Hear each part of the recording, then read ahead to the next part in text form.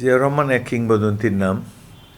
বাংলাদেশে এ ধরনের একজন সৎ, নির্ভীক, দেশপ্রেমিক রাষ্ট্রপতি পেতে বহু বছর আমাদেরকে অপেক্ষা করতে হবে। তিনি অত্যন্ত ক্রীড়ানুরাগী ব্যক্তি ছিলেন। তিনি দেশের সেনাবাহিনী প্রধান হওয়ার পর সেনাবাহিনী প্রধান হিসেবে তার সাথে আমি ফুটবল খেলেছি একসাথে একই টিমে। তিনি ক্রীড়ানুরাগী ব্যক্তি ছিলেন, ভালো বক্সার ছিলেন। তো 1971-এর মহান মুক্তিযুদ্ধে জুন মাসে গঠিত হয় জেড ফোর্স। এই জেড ফোর্স প্রথম, তৃতীয় এবং অষ্টম ব্যাটালিয়ান ইস্ট বেঙ্গল এদেরকে নিয়ে গঠিত হয়। মেঘালয়ের তেলডালা নামে একটি জায়গায় জেড ফোর্স গঠিত হয়। সেখানে এই তিনটি ব্যাটালিয়ানের সাথেই অনেক ছাত্র ছিল যারা ঘরবাড়ি ত্যাগ করে মুক্তিযুদ্ধে যোগ দেওয়ার উদ্দেশ্যে মুক্তিবাহিনীতে এসেছে, কিন্তু তাদের প্রশিক্ষণ ছিল না। এই 6 সপ্তাহ প্রশিক্ষণ দেওয়া হয় জেড ফোর্সের এই সৈনিকদেরকে, এবং এই ছাত্ররা 6 সপ্তাহ প্রশিক্ষণের পর দুঃসাহসী মুক্তিযোদ্ধায় পরিণত হয় এবং পরবর্তীকালে জুলাই, আগস্ট, সেপ্টেম্বর, অক্টোবর এ সময় এবং পরবর্তীকালে যুদ্ধের চূড়ান্ত পর্যায়ে 21শে নভেম্বর থেকে 16ই ডিসেম্বর পর্যন্ত বিভিন্ন রণাঙ্গনে বীর বিক্রমে যুদ্ধ করেছে জেড ফোর্স।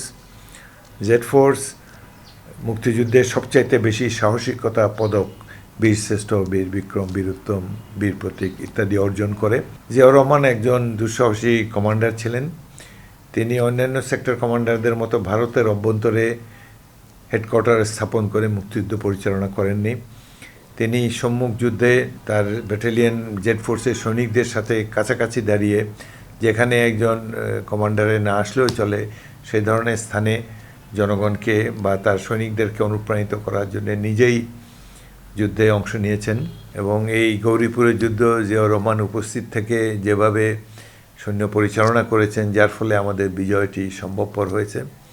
তিনি একজন সাহসী সৈনিক হিসাবে, সাহসী কমান্ডার রূপে দৃষ্টান্ত স্থাপন করেছিলেন। তখন 18টি জেলা ছিল বাংলাদেশে। সিলেটই একমাত্র জেলা শহর যেটি মুক্তিবাহিনী একক প্রচেষ্টায় দখল করেছিল।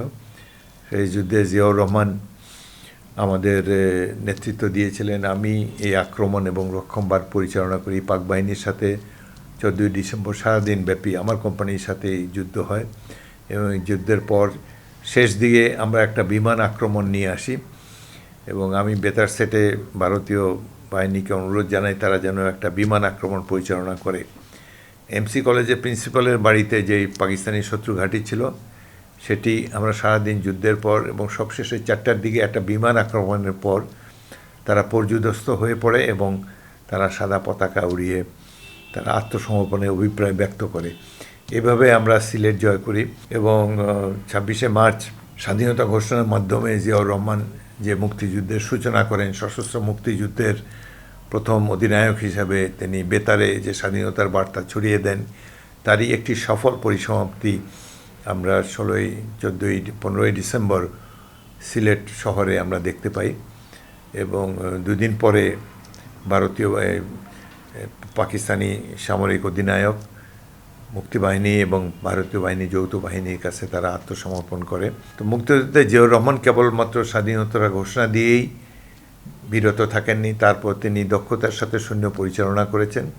রণাঙ্গনে সাহসী কমান্ডার রূপে সৈনিক এবং সাধারণ মানুষের আস্থা অর্জন করেছেন। পরবর্তীকালে তিনি রাষ্ট্রপতি হিসাবে সততা এবং দেশপ্রেমের যে বিরল নিদর্শন স্থাপন করে গিয়েছেন, সেটি যুগ যুগ ধরে বাঙালি জাতিকে অনুপ্রাণিত করবে বলে আমরা মনে করি। তার অনেক শাসক বা অনেক নেতা বাংলাদেশের জনগণ দেখেছেন, কিন্তু জিয়াউর রহমানের মতো একজন সৎ, নির্ভীক, দেশপ্রেমিক রাষ্ট্রপতি বাংলাদেশকে পেতে দীর্ঘদিন আরও অপেক্ষা করতে হবে এবং মনে করি তিনি দেশের স্বার্থকে সবার উপরে স্থান দিয়েছেন। আমি পানি সম্পদ মন্ত্রী ছিলাম। ভারত 54টা নদীর উজানে বাদ দিয়ে তারা পানি প্রত্যাহার করে নিচ্ছে একতরফাভাবে, যার ফলে বাংলাদেশের মানুষ আমাদের পানির প্রাপ্য হিস্সা থেকে বঞ্চিত হচ্ছে। দেশের বিভিন্ন অঞ্চলে মরুকরণ শুরু হয়েছে তারা এই পানি প্রত্যাহারের ফলে। তো গঙ্গা নদীর পানির যখন ভারত একতরফাভাবে প্রত্যাহার করে নেন, তিনি জাতিসংঘে গিয়েছেন, বিশ্ববাসীর দরবারে বাংলাদেশের জনগণের ন্যায্য অধিকারের কথা তুলে ধরেছেন, এবং এরই ফলশ্রুতিতে ভারতীয়রা বাধ্য হয়ে ৭৭ সালে একটা চুক্তি করে, গঙ্গা চুক্তি, যেখানে গ্যারান্টি ক্লজ ছিল, বাংলাদেশের অংশের পানির প্রাপ্যতা নিশ্চিত করা হয়েছিল, একটা মিনিমাম এই পরিমাণ পানি বাংলাদেশকে দিতে তারা বাধ্য থাকবে এই ধরনের চুক্তির মাধ্যমে। পরবর্তীকালে আরও চুক্তি হয়েছে, সেগুলোতে গ্যারান্টি ক্লজ ছিল না। সুতরাং জিয়াউর রহমান দক্ষতার সাথেই বাংলাদেশের জনগণের দাবির প্রতিনিধিত্ব করেছেন। তার রাষ্ট্র পরিচালনার সময় জনগণ অত্যন্ত খুশি ছিল যে দেশে সততা, একজন সৎ ন্যায়পরায়ণ রাষ্ট্রপতি সর্বর উপরে থেকে দেশের ভাগ্য নিয়ন্ত্রণ করছেন। এভাবে জিয়াউর রহমান দেশের জনগণের অন্তরে স্থায়ী আসন লাভ করেছেন তার সততা, ন্যায়নিষ্ঠা এবং দেশপ্রেমের কারণে। জনাব শেখ মুজিবুর রহমান নিশ্চয়ই বড় মাপের একজন নেতা ছিলেন, কিন্তু তার সংগ্রাম ছিল পূর্ব পাকিস্তানের স্বায়ত্তশাসনের সংগ্রাম। পাকিস্তানের রাষ্ট্রীয় কাঠামোর মধ্যে থেকেই পূর্ব পাকিস্তানের জনগণের জন্য পশ্চিম পাকিস্তানের অন্যান্য প্রদেশের মতো আত্মনিয়ন্ত্রণ অধিকার অর্জনের চেষ্টা করা হয়েছে। এটি ছিল ৬ দফা এবং শেখ মুজিবুর রহমানের আন্দোলনের মূল কথা। 25শে মার্চ ক্র্যাকডাউনের কিছু পূর্বেই জনাব তাজউদ্দিন একটি টেপ রেকর্ডার নিয়ে জনাব শেখ মুজিবুর রহমানের কাছে যান এবং স্বাধীনতা ঘোষণার জন্য তাকে অনুরোধ করেন। তিনি বলেছেন যে একটি মিলিটারিরা মুভমেন্ট শুরু করেছে, ক্র্যাকডাউন আসন্ন, সুতরাং আপনি বাংলাদেশের স্বাধীনতা ঘোষণা করুন।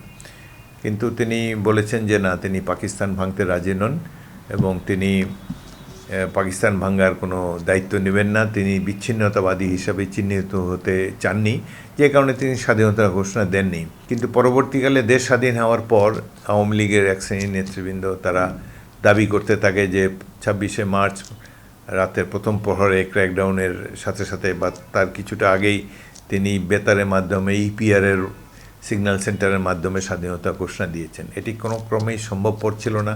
এই ধরনের মিথ্যাচারের কোনো প্রয়োজন নেই।